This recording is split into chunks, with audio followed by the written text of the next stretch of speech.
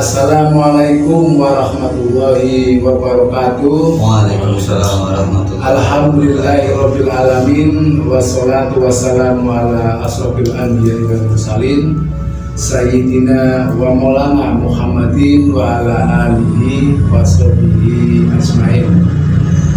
Salam rahayu, salam sejahtera untuk kita semuanya. Salam, Om Swastiastu, Namo Buddhaya, salam kebajikan. Wei Gedang Tien. Masih bersama saya, Pak Haroto, dengan mengulas kembali uraian-uraian ilmiah tinggi tentang metodologi, metafisika, tasawuf eksakta ilmiah. Alhamdulillah, pada kali ini kami kedatangan tamu di antara pemuda milenial di zaman ini. Namanya siapa? Manar. Ya, alhamdulillah ada Bang Manar dari Jakarta, Sunter tepatnya. Sunter.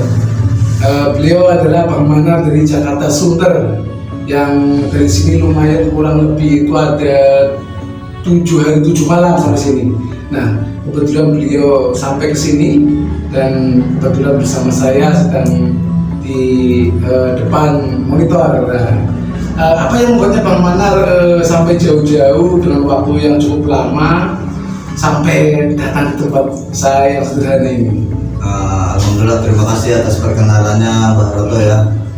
Saya memang bisa dibilang masih muda lah ya itu. Oh iya, sangat muda sekali, luar biasa, sangat luar biasa. Masih muda. Nah, kalau apa yang tadi ditanyakan oleh Mbak Roto tentang apa yang jauh-jauh saya sampai datang ke sini, nah saya itu ketertarikan saya akan pertama tentang ilmu, itu tentang ilmu. Oh, iya. Terus yang kedua juga salah satunya itu tasawuf. Nah, itu tasawuf itu yang pertama itu karena dari literasi yang saya baca tentang tasawuf itu kan dari pengetahuan dari orang ke orang, dari buku ke buku. Betul. Itu yang saya ada daya tarik lah dari saya dari situ. Betul. Begitu deh tasawuf. Terus apalagi pertama juga dari background yang literasi yang saya baca juga itu juga ada yang berkaitan tentang tentang jalan lah gitu ada jalan pulang karena saya dari anak muda ya berangkat dari anak muda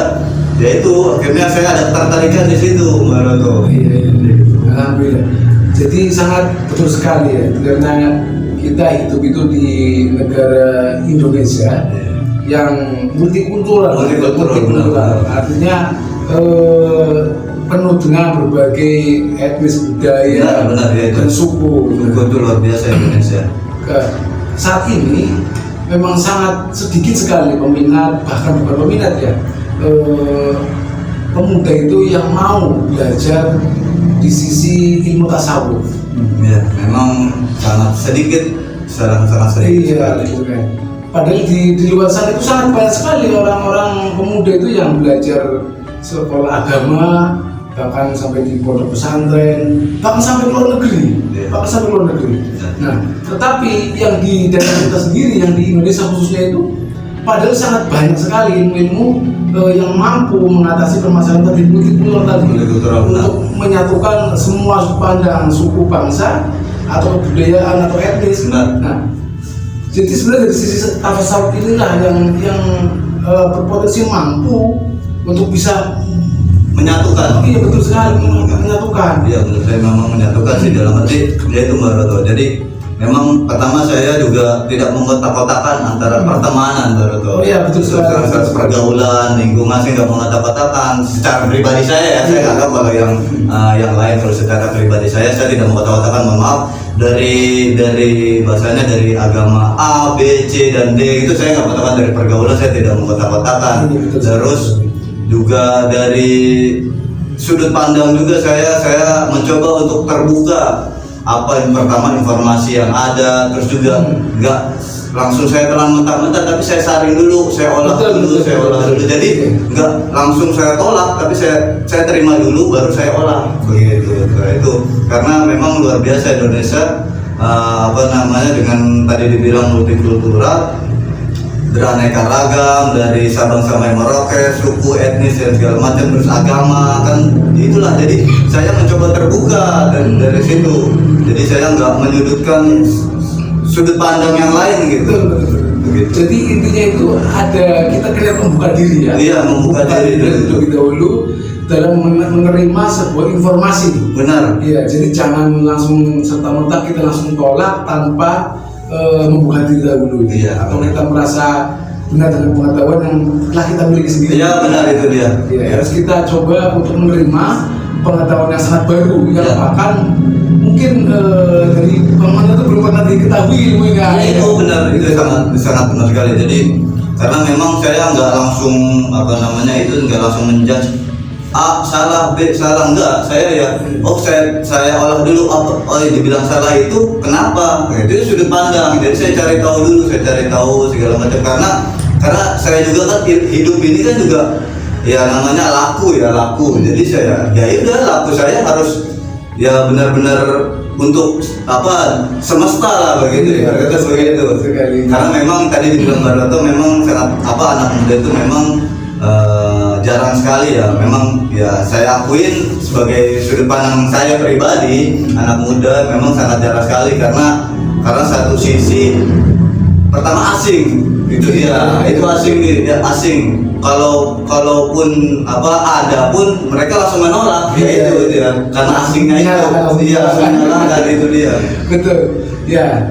Alhamdulillah ini ada Bang Manar yang beliau silaturahmi datang ke tempat saya, yang beliau adalah ibaratnya itu kaum bisa milenial yang sangat muda sekali, tetapi beliau sangat terbuka pemikirannya sehingga apa yang membuatnya sangat baru, ilmu yang baru yang belum pernah terbayangkan itu beliau mampu mencernanya, menerimanya.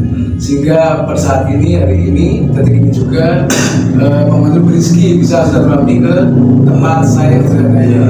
Alhamdulillah karena saya bisa hadir di sini, saya bisa bertukar informasi, mendapat ilmu. Itu dia pertama siapapun saya ketemu orangnya, saya dapat ilmu. Entah itu mohon maaf sekali dari yang dibilang bahasanya negatif lah oleh masyarakat, nggak apa-apa, saya penting di situ ada ilmu. Saya tidak itu dia. Jadi nanti saya terima dulu siapapun orangnya, saya dapat ilmu lah di situ karena ya ilmu kehidupan salah satunya karena saya masih muda dan terus jika memang ibaratnya Tuhan memberi saya umur panjang ya kan ibaratnya saya terus mendapat ilmu dari proses begitu. Sangat betul sekali. Jadi anak muda zaman sekarang itu mesti punya fondasi yang kuat karena akan menghadapi zaman yang luar biasa daripada sekarang. Benar. Tapi kalau tanpa bekal untuk kemaslahatan umat bersama, ini sangat berisiko. Iya. Jadi mesti dari kita yang berawal dari muda-muda inilah yang bisa mampu mengajak untuk bagaimana caranya ada konsep mempersatukan semua ibaratnya sudut pandang iya. Dari segala etnis, segala suku, budaya, agama. Nah itu mesti ada yang mempersatukannya itu. Sedangkan kita tahu semua Tuhan semua agama itu kan satu, sama. Iya. Kalau namanya kan itu hanya sesuai dengan sudut pandangnya agama di dunia masing-masing. Karena dipengaruhi oleh ruang dan waktu. Seperti itu yang Bang Manar yang sering saya sampaikan ke live. Publik itu begitu. Bahwa Tuhan itu ya sama di atas. Bahkan nggak ada nama di sana di Lahafim Walabisotin ya.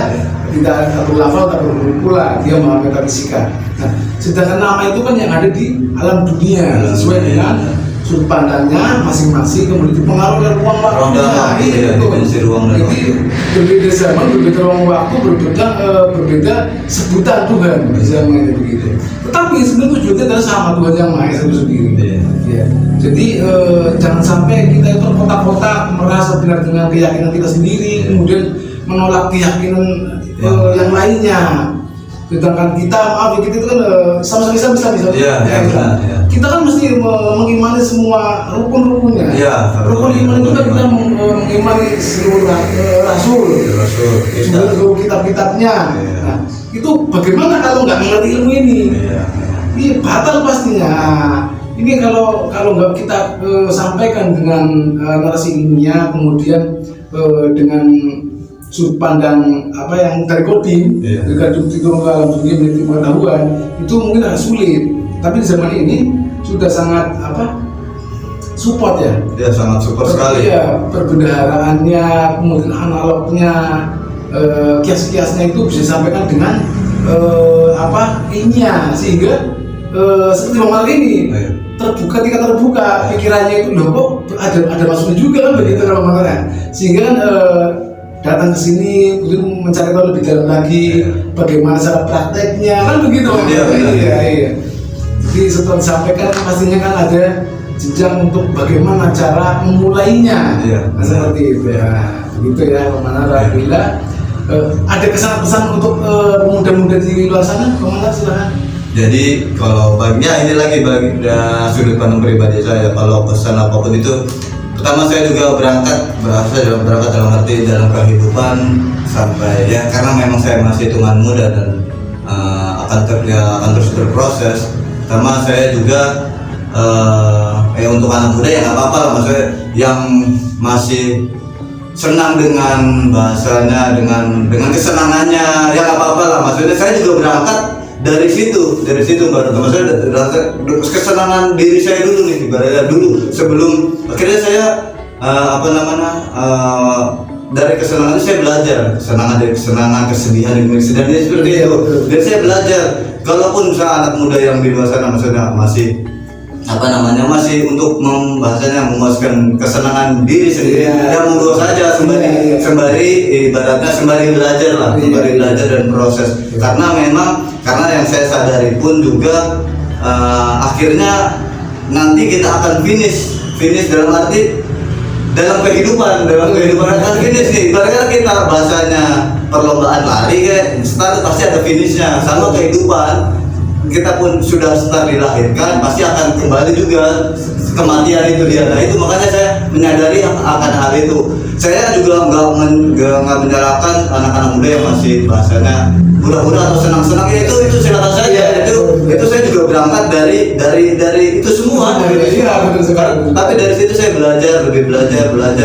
Oh akhirnya saya menemukan seperti inilah yang hakiki ya, seperti inilah yang hakiki gitu. Jadi saya juga nggak menyalahkan atau menyudutkan atau menjudge ya monggo saja bisa itu. Jadi karena saya sadari saya harus pulang dalam arti bagaimana nih saya pulang saya ini benar-benar pulang. Jadi gitu saya kan dalam arti kan kalau umum pulang aja kan dari gitu. Jadi kalau bagi saya enggak ya, walaupun kita bahasanya kita berangkat dari rumah pun keluar kemana pasti juga balik juga ke rumah. Itu dalam arti kata kasar umum lah. Nah sama kayak jasmani kita lah atau rohani kita ya. Ada kan jasmani dan rohani di dalam tubuh kita lah ya. Tubuh kita ini itu jasmani kita berpulang, rohani juga kita berpulang. Itu akhirnya saya olah dari pertama dari literasi, dari baca-baca. Ternyata ada loh, seperti ini loh prakteknya, seperti ini loh lakunya, seperti ini loh yang harus dijalani begitu. Walaupun makanya memang sangat sedikit sekali. Jadi anak-anak muda memang yang mempelajari tentang tasawuf kalau secara literasi mungkin banyak, secara pengetahuan, kalau baca buku ya itu saya juga, tapi berangkat dari situ, dari baca akhirnya saya bahasanya mungkin Tuhan ya sudah Nina dulu yang mau inilah gitu. Jadi dari literasi yang ada, dari orang-orang yang saya share berbagi segala macam, terus saya ditunjukkan ini pertama dari pengetahuan, akhirnya ini loh prakteknya seperti ini, begini loh prakteknya. Memang makanya sangat asik, tapi makanya saya juga karena dari literasi itu makanya kayak tokoh-tokoh kan tasawuf atau tokoh-tokoh sufi dulu juga yang saya baca yang di dalam tanda kutip Islam itu kan kayak tokoh-tokoh sufi Islam kan kayak Jalaluddin Rumi dulu kan dari masih muda begitu. Walaupun memang dia bahasanya sudah ditasbihkan atau digariskan jadi itu, tapi kan dia dari situlah dia belajar. Makanya itu yang salah satu tokoh sufi yang saya kagumi lah ya, saya kagumi yang bahasanya mungkin terkenal nih bagi anak-anak muda Jalaluddin Rumi itu ya sangat terkenal. Nah ya itu jadi itu dari situ saya begini lakunya mungkin lakunya belum secara gamblang lah, karena akhirnya saya belajar akhirnya ini loh prakteknya, ini loh yang harus dilakukan begitu baru. Sungguh luar biasa ya Bang Manar ya. Jadi ini bagian dari pesan kepada semua kaum pemuda dan milenial, Gen Z, Gen Alpha itu malah oh iya, karena udah ada sekarang milenial itu terakhir itu 90 udah akhir milenial berarti ya, udah ada Gen Alpha itu. Nah itulah luar biasa. Jadi mumpung kita masih diberi keluasan rezeki, sehat, masih bisa diberi kemampuan berpikir. Nah, sebagaimana yang pemerintah disampaikan, bolehlah kita masih belajar sekolah atau dengan kesenangannya silakan, tapi tetap jangan lupa untuk belajar dari sisi rohani ya, itu yang sangat penting sekali, karena mati itu tidak ada yang tahu, itu kan tidak bisa dihindari. Nah ini itu dia. Jadi jangan khawatir belajar itu, jadi jangan sampai kita jangan belajar agama nanti benar-benar negatif. Enggak seperti itu. Karena agama itu problem solving itu dan itu sebagai problem solving semua permasalahan. Jadi jangan sampai agama itu jadi beban dalam kita berkehidupan. Maka ini adalah sebagai solusi orang yang beragama dalam menjalani kehidupannya. Seperti Bang Manar masih muda tapi sudah mulai berpikir yang dewasa, kemudian berpraktek mulai menjalani kerohaniannya. Jadi sangat luar biasa. Alhamdulillah tamu kita malam ini sudah menyampaikan apa yang tadi diniatkan dari keberangkatannya sampai di sini. Ya mudah-mudahan yang di luar sana berizki, terbuka pemikirannya, kemudian mencoba untuk belajar. Demikian yang kami sampaikan pada kali ini. Mudah-mudahan yang lain banyak masih yang tercerahkan, karena kami sekali lagi akan menyampaikan bagaimana cara tahapan berpraktek. Maka kami sudahi dulu untuk semua yang di sana. Salam kebangkitan Tasawuf Eksakta Ilmiah, salam kerukunan beragama, salam kebangkitan agama tauhid, apalagi kan banyak kemana untuk pemuda semuanya ini biar persatuan kita itu kuat, juga. Salam persatuan NKRI, apa bebas terserah. Pada semua salam anak muda. Semua salam yang terbaik buat Indonesia. Inilah yang maksudi itu kematlubi. Ini tentang praktek Tarekat Naksabandiyah Khalidiyah Nusantara. Assalamualaikum warahmatullahi wabarakatuh. Waalaikumsalam.